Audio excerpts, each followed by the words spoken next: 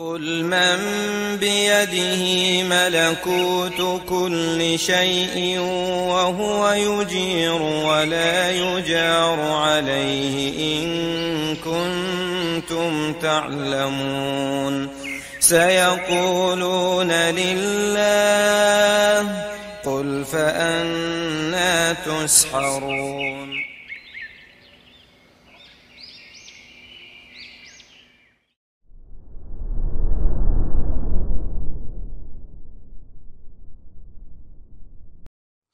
Baik, kita melanjutkan ke niat. Wan niyatu syartun. Wan niyatu qala rahimahullah wa an-niyatu syartun li taharatil ahdathi kulliha. Niatan adalah syarat, ya, syarat sah untuk membersihkan, untuk bersuci dari seluruh hadas. Bersuci dari seluruh hadas. Niat secara bahasa maknanya qasd. Maksud, niat adalah maksud, niat adalah tujuan. Dan niatan dalam beramal, niatan dalam ibadah, itu minimal ada dua maksud. Ada dua maksud, ada tujuan. Pertama, niatan kepada siapa atau untuk siapa, ya. Dan yang kedua, niatan amalan itu sendiri, minimal dua. Ya, niatan dalam beramal minimal dua. Pertama, niatan kepada siapa dia beramal, untuk siapa dia beramal, untuk Allah atau bukan. Ini bagian masalah tauhid. Ya, ini masuk dalam masalah tauhid. Jadi niat al-amal li ajli man, untuk siapa dia beramal. Ini dikupas di masalah akidah, tauhid, tazkiyatun nufus. Adapun yang kedua, niatan ta'yinil amal, yaitu menentukan amal. Ini masuk ke dalam fikih.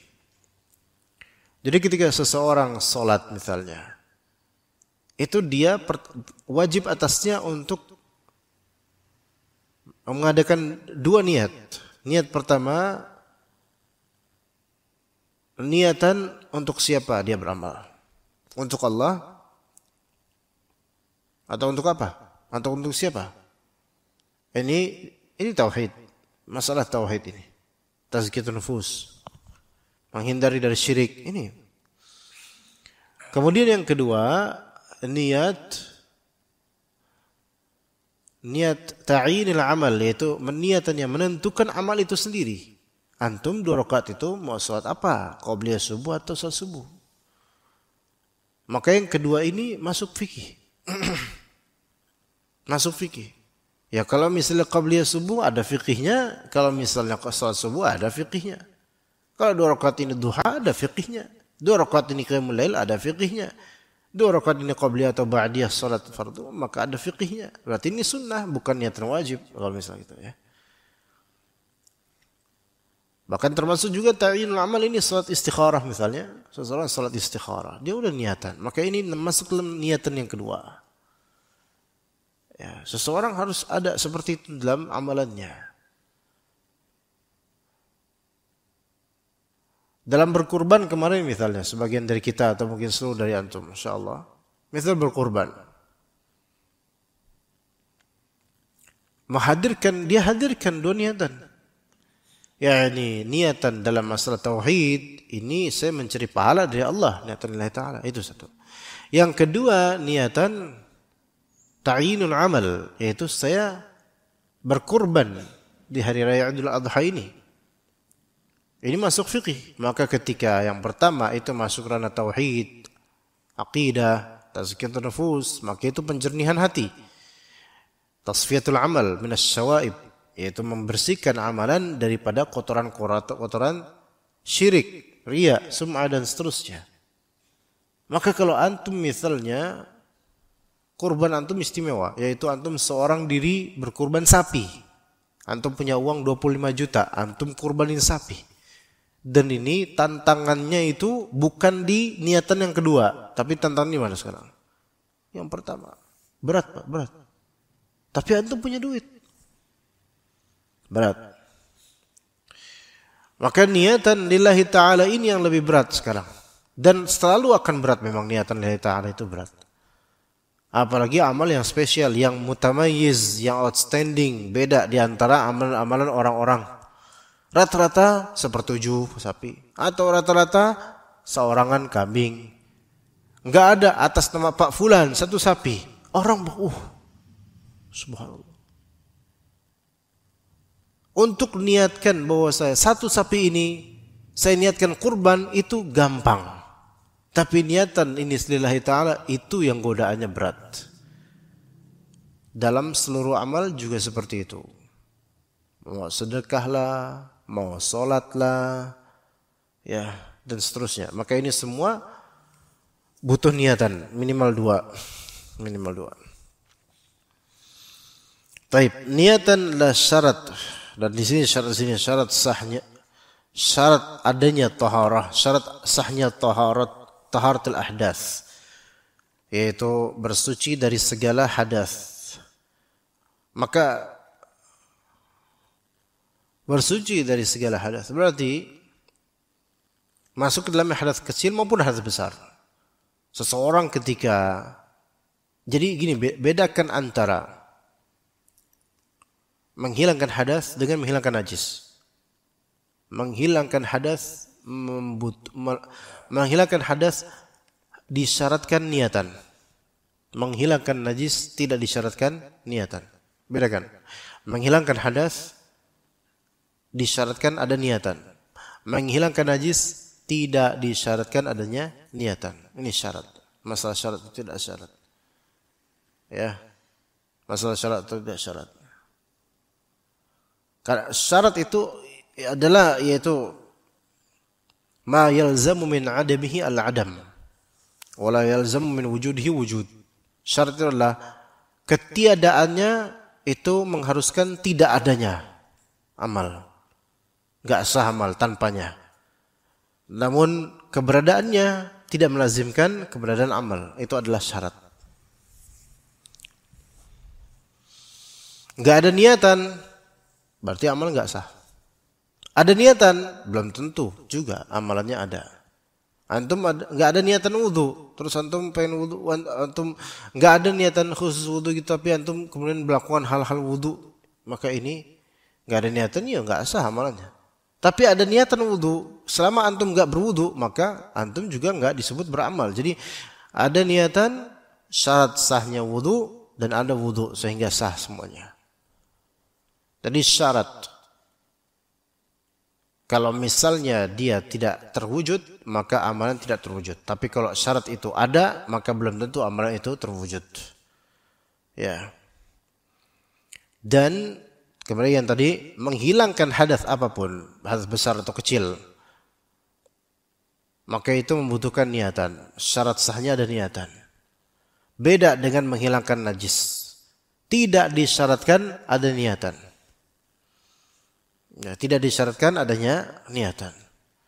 Kalau antum nyapu pakai sapu lidi halaman antum, teras rumah antum sapu, antum nggak tahu kalau di situ ada tai kucing misalnya. Ya udah, ke bawah aja gitu. Ini namanya perbuatan menghilangkan najis, walaupun antum nggak tahu ada najis itu, nggak ada niatan ngilangin najis, tapi sah terjadinya penghilangan najis. Oh gitu. Ya. Sah terjadi penghilangan najis. Artinya menghilangkan najis tidak lazim ada niatan pada seorang yang melakukannya untuk menghilangkan. Tapi menghilangkan hadas harus ada niatan. Anak kasih contoh lain. Bapak fulan, beliau dirawat di rumah sakit dan beliau hanya berbaring. Beliau nggak bisa cebok sendiri, nggak bisa, sakit. Taib. Kemudian ketika lagi tertidur, istrinya atau keluarganya mencebok dia tanpa dia sadar. Dia kan BAB di celana atau di pampers atau semisalnya. Maka dicebokin, dia tidur pules. Atau mungkin dia sedang dibius atau gimana, dibersihin. Ada nggak niatan dia untuk niatan pemilik tubuh ini, bapak pemilik tubuh? Nggak ada niatan untuk membersihkan najis, tapi dibersihin sama suster atau sama keluarganya. Sah nggak ini penghilangan najis ini? Sah. Sah. Walaupun dia ada niatan, bahkan dia nggak tahu, jangankan niatan, tahu aja nggak. Kalau dia lagi dicebokkan, saya bersih pantatnya, taib. Kemudian setelah dicebokin, dia diwuduin. Gimana diwuduin? Itu lagi tidur kayak gini atau lagi dibius, kemudian diwuduin. Wajah dulu. Terus sedikit diinin ke hidung. Gimana ya kok orang lagi tidur, hidungnya dimasukin air, ya kelabakan. Anggap aja kita pakai pendapat yang tidak mewajibkan misalnya. Oke, wajah, terus tangan dibalurin gitu sama air. Orang ini lagi dibius atau lagi tidur pules, susah bangunnya.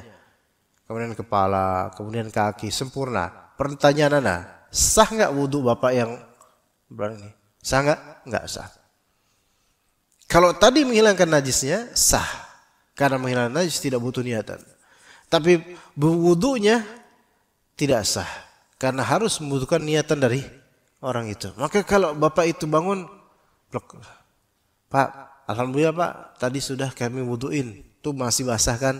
Berarti terjadi tartib dan mualat, yaitu urut dan juga berkesinambungan Pak. Alhamdulillah. Ini kalau satu keluarga gak punya fikih, akhirnya apa? Dianggap sah, padahal enggak sah. Perlu adanya apa? Perlu adanya niatan dari sahibul badan, pemilik badan itu.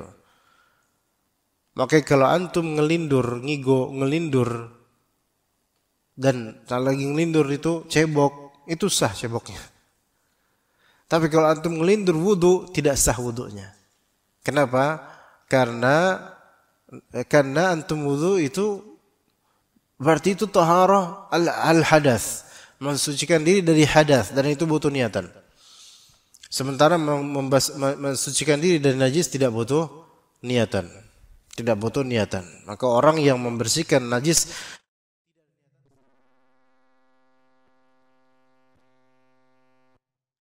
kemudian dikatakan oleh para ulama, dikatakan oleh Syekh Mansur Al-Buhuti rahimahullah, fala yasihu wudu'un wa ghuslun wa tayammumun wala mustahabbat illa biha. Maka tidak sah wudu seseorang, tidak sah mandi seseorang. Mandi maksudnya mandi junub, mandi haid atau mandi nifas, tidak sah. Tidak sah pula tayamum seseorang, walaupun untuk hal-hal yang sifatnya mustahabbat, yaitu hal yang itu mandi yang dianjurkan seperti mandi Jumatan, harus dengan niatan. Karena itu termasuk taharah, ya, taharah walaupun tidak dengan hadas, tapi ini termasuk bagian dari taharahnya ibadah. Wudu, yaitu juga tidak sah kecuali dengan niatan. Tayammum tidak sah kecuali dengan niatan. Ya, taib. Kemudian dikatakan fayanwi raf'al hadathi aw at-taharata lima la yubahu illa biha. Maka kalau dia tahu bahwasanya niatan untuk bersuci dari hadas itu wajib, harus ada dalam perbuatan wudu atau semisalnya, maka hendaklah dia berniatkan. Apa yang dia niatkan? Dia meniatkan menghilangkan hadas, raf'ul hadas. Gimana caranya? Ya itu antum tahu, antum kentut, antum tahu antum batal wudunya. Maka antum wudu dengan niatan supaya menghilangkan pembatal itu, yaitu menghilangkan hadas. Ya, saya pengen wudu karena tadi saya berhadas, maka saya wudu karena pengen menghilangin hadas itu. Maka ini sah wudunya dengan niatan itu. Ya, awit taharata lima la yubahu illa biha, atau niat untuk bersuci dari, atau niat bersuci untuk melakukan amalan yang tidak boleh dilakukan kecuali dengan suci, keadaan suci, seperti salat. Atau bisa dikatakan niat bistibahati shalah, yaitu niatan untuk membolehkan dirinya untuk salat. Misalnya pengen salat, terus dia wudu. Niatan di hati tempatnya. Kenapa dia wudu? Wudu karena pengen salat. Maka ini sudah sah sebagai niatan wudu. Wudu karena pengen salat, gitu loh. Boleh. Ini sah wudunya. Atau wudu karena pengen tawaf. Selama tawaf yang dia maksud adalah tawaf di Ka'bah, maka wudunya sah. Antum ngapain wudu? Ada pengen tawaf bro, sah wudunya. Karena tawaf itu tidak sah kecuali dengan bersuci. Ya, seperti sholat. Adapun kalau misalnya antum pengen tawaf karena pengen manasik di Blok M Square misalnya, ini masih Nurul Iman, kan ada Ka'bahnya tuh.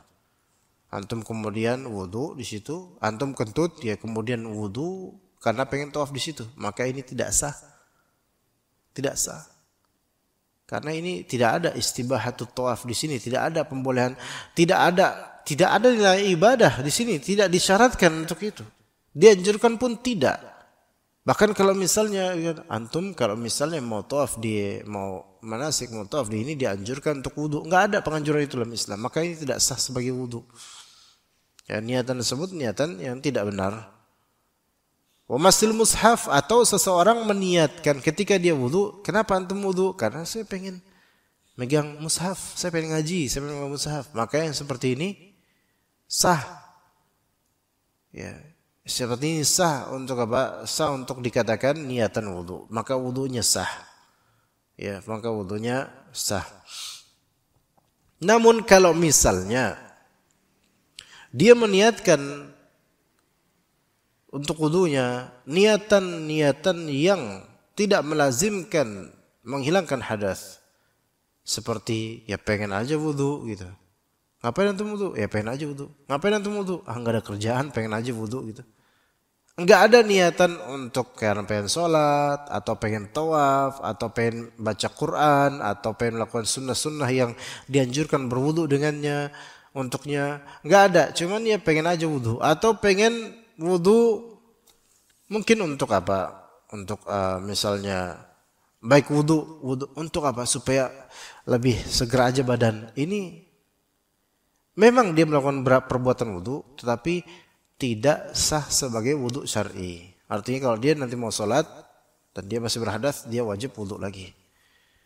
Ada wudu, orang wudu karena pengen supaya nggak ngantuk aja. Ini tidak sah sebagai wudu. Nah, ya gitu, nggak sah sebagai wudu. Misalnya antum ikut kajian tabligh akbar di masjid besar Fulan misalnya. Tabligh akbar jam 9 duha. Ya. Terus sholat duha karena masih suci, ketika mau masuk masjid antum wudu. Kenapa antum wudu? Karena anda pengen sholat sunnah. Ini nggak apa-apa, sah niatan wudunya. Taib. Kalau yang sholat sunnah kemudian mulai kajian. Di tengah kajian qadarullah antum kentut misalnya, kentut keluar angin gas, batal wudunya. Habis kentut, ya mata kemudian mulai remang-remang, pengen tidur gitu, aduh ngantuk, mulai jatuh-jatuh, ya. Maka kemudian wudu biar nggak ngantuk, terus wudu supaya dengan niatan apa? Supaya nggak ngantuk. Maka wudu dilakukan oleh dia, wudu supaya nggak ngantuk, karena wudu pengen menyegarkan badan dengan tata cara wudu yang persis wudu biasanya. Maka kemudian pergi lagi, masuk lagi ke masjid, sholat qabliyah atau sholat tahiyatul masjid lagi, atau sholat sunnah setelah wudu. Apakah ini sah? Tidak sah. Kenapa? Karena niatannya itu adalah niatan untuk hal yang tidak ada kaitannya dengan taharah adil hadas. Ya. Walaupun di sini nanti akan ada di sini. Ya. Akan ada di sini beberapa niatan wudu untuk hal-hal yang disunnahkan dan itu sah sebagai wudu. Tapi yang tadi wallahu alam hanya niatan karena apa? Karena pengen nyegerin badan supaya nggak tidur pas kajian, ini nggak sah sebagai wudu. Wallahu alam, nggak sah sebagai wudu. Ya, memang niatannya untuk menghilangkan rasa kantuk betul, tetapi ini tidak ada kaitannya dengan yang disunahkan, wudu yang disunahkan, tidak. Taib. Fa in nawa kalau misalnya ditambahkan lagi kemudian, kalau misalnya seseorang mandi, dia wudu atau mandi ya, untuk apa? Untuk tabarrud, yaitu untuk mendinginkan badan. Ini juga tidak sah sebagai wudu atau mandi syar'i. Melainkan boleh dia untuk hal itu boleh, tetapi tidak membuat dia boleh sholat setelahnya. Atau dia wudu untuk ngajarin orang lain wudu. Ini tidak sah sebagai wudu. Kalau kita lihat di sekolah-sekolah atau di TPA misalnya Muhsinin, ada kurikulum kemudian diajarin tata cara wudu oleh ustadznya atau ustadzahnya. Ustadz yang mengajarkan anak-anak wudu, apakah ustadz ini sah sebagai wudu? Enggak, dia niatannya adalah ngajarin anak-anak, kecuali kalau dia niatan lillahi ta'ala, niatan wudu untuk bersuci dari hadas dan sekaligus mencontohkan orang, baru bisa disebut wudu syar'i gitu ya. Kayak azan misalnya, azan antum ngajarin anak antum azan, bukan berarti antum sedang azan secara syar'i ya. Kan ada hadis orang yang azan bukan pada waktunya itu tidak diterima persaksiannya. Maksudnya tidak diterima persaksian di pengadilan karena orang ini membohongi orang lain gitu loh. Nah sekarang antum di rumah ngajarin putra antum yang masih kecil, azan Allahu Akbar gitu. Anak antum ikutan. Datang tetangga antum seorang soleh dan alim, maksudnya. Wah, orang kayak antum ini kan belum waktunya azan, antum nipu umat ini namanya. Orang kayak antum ini enggak diterima persaksian pengadilan lah. Bingung antum lah. Terus dikeluarin dalil, kata Nabi SAW, bingung lah. Pak, saya ngajarin dia, Pak, bukan lagi azan beneran tuh. Ya. Itu kan berarti apa? Kita enggak sedang azan di masjid, tidak sedang i'lam kepada umat bahwa saya masuk waktu sholat, bukan gitu. Maka azan-azan yang training seperti ini itu tidak dijawab. Sekarang ada lomba azan. Ada lomba azan. Ya. Ada 30 kontestan anak-anak untuk azan. Azan. Setiap azan. Azan. Kedua azan. Yang keempat azan. Apakah juri setiap azan menjawab setiap lafal? Allahu Akbar, Allahu Akbar, Allahu Akbar, Allahu Akbar, Allahu Akbar, Allahu Akbar, Allah. La, sampai akhirnya la ilaha illallah Allahumma rabb hadhihi da'wati tammah wassalatil qaimah. 30 kali dalam satu momentum itu juri menjawab azan? Enggak. Maka azan yang dijawab adalah azan yang memang ditujukan untuk i'lam, dan azan itu bukan rekaman. Enggak. Azan itu bukan rekaman. Karena azan yang sah sebagai i'lam, pemberitahu, adalah azan dari mulut orang. Muadzin, baik dia yang salat sendirian atau dia salat berjamaah, atau baik di masjid, musola atau padang pasir, namanya dia azan mau masuk waktu salat dan atau dia mau menunaikan salat, maka itu azan yang kita jawab. Ya. Nih kayak misalnya antum dengar azan muhsinin, tapi sisi lain istri antum juga punya apa? Handphone yang ringtone-nya azan kalau masuk waktu sholat. Ya. Yang antum jawab yang mana? Ya muhsinin. Walaupun azannya enggak sebagus yang di ringtone, bahkan jelek bahkan kadang-kadang nadanya. Tapi ini yang azannya syar'i. Gitu loh. Karena ada niatan azan. Sementara ringtone ini enggak ada niatan dari handphone untuk azan. Maka antum ketika dengar ringtone azan di handphone seseorang, tidak dianjurkan untuk menjawabnya. Allahumma rabb hadhihi da'wati tammah, enggak, atau menjawab setiap lafal, enggak. Yang dijawab adalah yang antum dengar langsung dari mulut orang ini. Seperti itu. Ya. Makanya Syekh Albani dan sebagian ulama mengatakan, kalau antum mendengar bacaan dari audio rekaman Al-Quran, itu tidak lazim untuk menyimaknya. Kan kalau kata Allah, wa idza quri'al Qur'an fastami'u lahu ansitu. Jika diperdengarkan kepada kalian Al-Quran, maka simaklah baik-baik dan diamlah, diam menyimak. Dan ini perintah, ini wajib. Ya. Tapi yang kedua yang dimaksud di sini adalah pembacaan orang langsung, dibacakan Al-Qur'an padanya. Ya. Oleh karena itu tidak berdosa orang-orang yang tetap ngobrol ketika masjid pakai toaknya itu. Kan biasanya mau Jumatan tuh dari jam 11, dia pakai Syekh Sudais misalnya, bacaan Syekh Sudais. Maka orang-orang yang sedang berbincang itu tidak masalah bagi mereka. Ini mereka enggak dosa dengan tidak mendengarkan Al-Qur'an. Tapi kalau ada orang langsung baca Al-Qur'an, nah ini masalah, orang langsung baca Al-Qur'an, bukan rekaman, orang langsung, ya, maka berdosa seseorang ketika dia malah justru berpaling dari Al-Qur'an. Orang langsung, kayak Anda bacakan antum isinya Al-Qur'an, antum wajib dengerin kalau memang terdengar pada antum. Tetapi ketika itu di toa masjid dan masing-masing warga punya hak untuk mereka melakukan perbuatan mereka masing-masing, ini juga tidak diwajibkan untuk menyimak atau membaca Al-Qur'an ketika itu.